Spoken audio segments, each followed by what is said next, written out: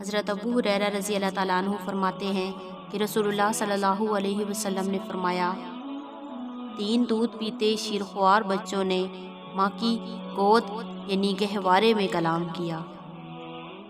ایک حضرت عیسیٰ علیہ السلام اور بنی اسرائیل کے 2 بچے۔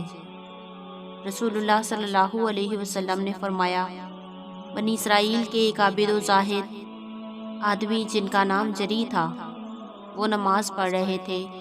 دوران نماز ان کی ماں نے آ کر انہیں پکارا، اے جری۔ جری نے ماں کی پکار کا کوئی جواب نہ دیا۔ دل میں سوچنے لگے، میں ماں کی پکار کا جواب دوں تو کیسے دوں، میں تو نماز پڑھ رہا ہوں۔ ایک مرتبہ پھر ان کی ماں آئیں اور اب انہوں نے کہا، یا اللہ، جری کو اس وقت تک موت نہ دینا جب تک وہ کسی فاحشہ بدکار عورت کو نہ دیکھ لے۔ چنانچہ ایک دن جری اپنی عبادت گاہ میں تھے، ایک فاحشہ عورت آئی اور بدکاری کرنے کی دعوت دی، لیکن آپ نے انکار کر دیا اور وہ چرواہے کے پاس چلی گئی اور خود کو اس کے حوالے کر دیا۔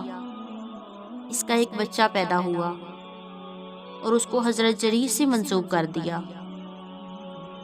لوگوں کو جب یہ بات معلوم ہوئی تو وہ حضرت جری کے پاس آئے اور خوب برا بھلا کہا اور ان کا عبادت خانہ توڑ کر ان کو باہر نکال دیا۔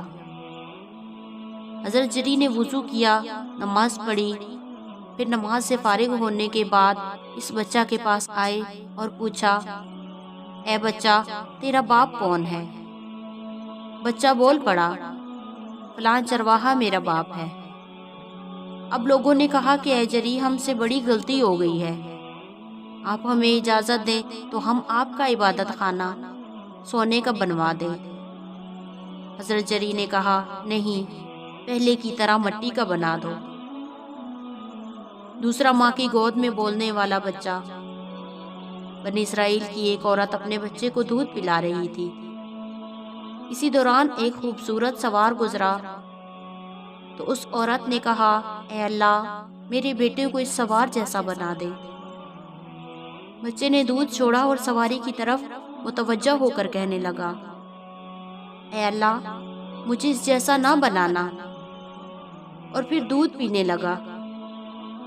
پھر اس کے پاس سے ایک باندی کا گزر ہوا۔ وہ عورت کہنے لگی، اے اللہ، میرے بیٹے کو اس جیسا نہ بنانا۔ بچے نے پھر دودھ چھوڑا اور جواب دیا، اے اللہ، مجھے اس جیسا بنانا۔ عورت نے بچے سے پوچھا، ایسا کیوں؟ اس بچے نے جواب دیا، وہ سوار ظالموں میں سے تھا اور یہ باندی، اس کو لوگ چور کہتے ہیں، حالانکہ یہ ایسا کچھ گناہ نہیں کرتی۔ اس حدیث سے معلوم ہوا کہ جب آدمی پریشان ہو یا کوئی ناگہانی آفت مصیبت اس پر آ پڑے تو نماز پڑھنی چاہیے۔ نماز کی برکت سے آئی ہوئی مصیبت دور ہو جاتی ہے، جس طرح قرآن پاک میں سورہ بقرہ میں فرمایا گیا، یا ایھا الذین آمنوا استعینوا بالصبر والصلاۃ ان اللہ مع الصابرین۔